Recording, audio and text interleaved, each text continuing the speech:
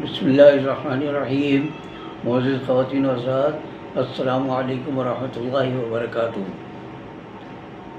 گوشہ کمال کی نشست نمبر 404 میں ہم آپ کی خدمت میں ایک بار پھر حاضر ہیں۔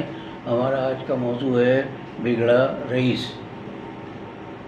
وہ تورات کے بڑے حصے کا حافظ اور بڑا عالم فاضل شخص تھا۔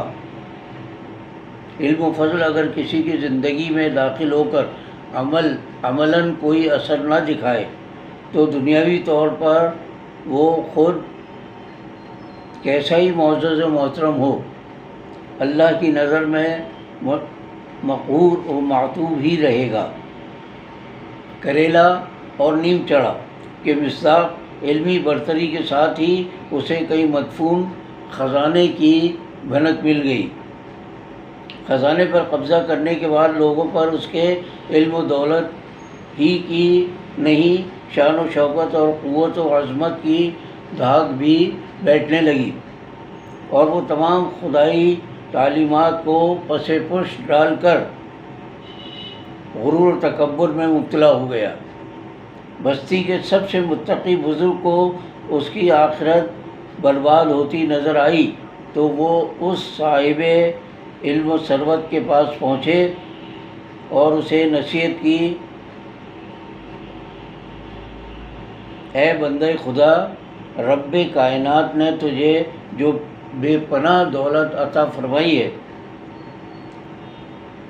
اس احسان پر اللہ کا شکر بجا لا۔ یہ مال و دولت آنی جانی چیز ہے، اس پر گھمنڈ نہ کر۔ اللہ نے تجھے عظیم نعمتوں سے نوازا ہے، تو بھی لوگوں پر انعام و اکرام کر۔ اس دولت میں غریبوں کا بھی حصہ ہے، صدقات و خیرات سے غرباء و مساکین، بیواؤں، یتیموں اور مریضوں کی امداد کر۔ تو یہاں جو خرچ کرے گا وہی آگے تیرے کام آئے گا، باقی سب یہیں رہ جائے گا۔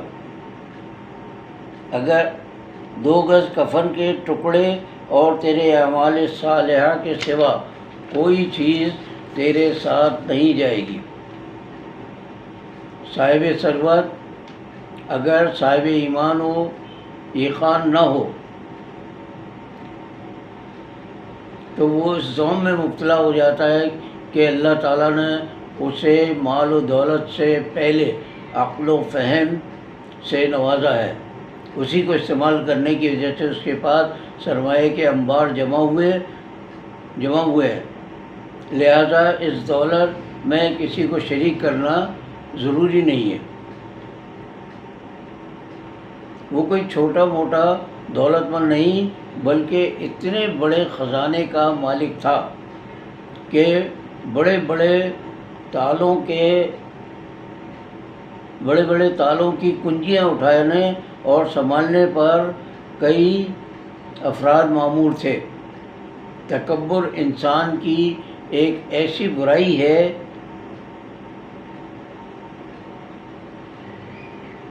کہ اس سے دیگر بہت سی خرابیاں جنم لیتی ہیں۔ علم و دولت کے غرور نے اسے ظلم و ستم کا خوگر بھی بنا دیا تھا۔ وہ مدد کے لیے آنے والے لوگوں کو صرف برا بھلا کہنے پر بس نہ کرتا بلکہ انہیں اپنے ملازموں کے ہاتھوں پٹوانے سے بھی دریغ نہیں کرتا تھا۔ بزرگ نے اسے راہ راست پر آنے اور غریبوں کی مدد کرنے کی تلقین کی تو اس نے نہایت فخر و غرور کے ساتھ سر بلند کر کے کہا، آپ کیا سمجھتے ہیں کہ مجھے جو مال و دولت اللہ نے دیا ہے، اس کے فرشتے مجھے یہ سب کچھ دے گئے ہیں؟ یہ ہن آسمان سے مجھ پر برسا ہے، انہیں واللہ نہیں، میں نے اسے اپنے علم و عقل اور ہنر سے حاصل کیا ہے۔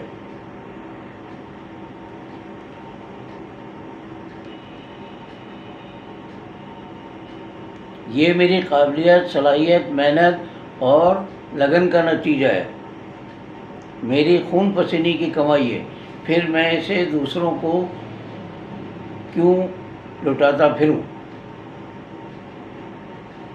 جاؤ اپنا کام کرو، مجھ پر کسی کا کوئی احسان نہیں ہے، یہ میرا حق تھا جو مجھے ملا ہے۔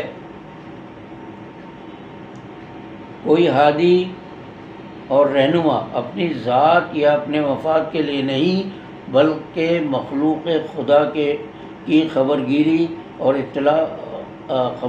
خیر و فلاح کے لیے واعظ و نصیحت کرتا ہے، جس کا صلہ وہ اس دنیا میں کسی سے نہیں چاہتا، وہ تو محض رضائے الہی کا طالب ہوتا ہے۔ اس نیک دل انسان کو بگڑے رئیس کی عاقبت عزیز تھی، چنانچہ وہ اکثر و بیشتر اسے سمجھاتا، لیکن اللہ نے مسلسل اعمال بد کے باعث جس کا قلب سیاہ اور کردار ٹیڑھا کر دیا ہو، اس کا سنورنا سدھرنا ممکن نہیں۔ ایک دن وہ بزرگ ایک مجمع میں لوگوں کو احکام الہی سنا کر انہیں اعمال صالحہ کی دعوت دے رہے تھے کہ وہی بدطینت شخص اپنے خوشامدیوں کے جلوں میں مجمع کے سامنے سے گزرا۔ اس کا ٹھاٹھ باٹ اور شان و شوکت دیکھ کر بعض لوگ ذکر و فکر چھوڑ کر اس کی جانب متوجہ ہو گئے۔ ان کے منہ سے بے اختیار نکلا، کاش ہم بھی اسی طرح مال و دولت اور عزت و حشمت والے ہوں۔ محفل میں موجود بعض اہل علم نے اپنے ساتھیوں کو یوں حسرت و یاس میں مبتلا دیکھا تو انہیں خبردار کیا کہ اس دنیاوی زندگی اور آسائش و آرائش سے متاثر ہونے کی ضرورت نہیں ہے۔ انسان کا اصل خزانہ اس کا ایمان و کردار ہے، اسے حرص و ہوس کا بندہ نہیں بننا چاہیے۔ جس کے کبر و نخوت اور شان و شوکت نے تمہیں آہیں بھرنے پر مجبور کر دیا ہے، اس کا انجام دنیا میں جلد ہی دیکھ لو گے۔ زمین پر اکڑ کر چلنے والا یہ شخص ایک اور موقع پر اپنی عادت کے مطابق اپنے ساز و سامان کے ساتھ گھر سے نکلا ہی تھا کہ اس کے پیروں تلے زمین کھسکنے اور نیچے بیٹھنے لگی۔ وہ خود، اس کا مال و اسباب اور خزانے کی عمارتیں سب زمین میں دھنسنے لگی۔ وہ چیختا چلاتا رہا مگر کوئی اس کی مدد کو نہ آیا اور نہ ڈھیروں دولت اسے بچا سکی، یہاں تک کہ وہ ہمیشہ کے لیے پیوست زمین ہو گیا۔ یہ سارا منظر بنی اسرائیل نے اپنی آنکھوں سے دیکھا اور انہوں نے اپنی ناشکری اور بیجا حسرت پر توبہ کی۔ قارئین کرام، یہاں ناظرین کرام، یہ قارون تھا جس کی دولت اور جس کا ہولناک انجام آپ نے بھی جس کا ہولناک انجام آج بھی ضرب المثل کی حیثیت رکھتا ہے۔ اس کا قصہ قرآن کریم کی سورہ قصص میں موجود ہے۔ حضرت ابن عباس رضی اللہ تعالیٰ عنہ کی ایک روایت کے مطابق یہ حضرت موسیٰ علیہ السلام کا چچا زاد بھائی تھا۔ وہ اسے گناہوں سے توبہ کرنے اور مال و دولت کو غریبوں میں تقسیم کرنے کی اکثر تلقین فرماتے رہتے تھے، مگر اس بدباطن نے اپنی حرکتوں سے باز آنے کے بجائے ایک بدکار عورت کو رشوت دے کر حضرت موسیٰ علیہ السلام پر سرعام تہمت لگانے کے لیے آمادہ کر لیا تھا۔ اللہ تعالیٰ نے اپنے جلیل القدر پیغمبر پر اس الزام کی برت خود اس عورت سے کرائی جس نے بالآخر اللہ سے توبہ کر لی۔ اللہ نے قارون کی سزا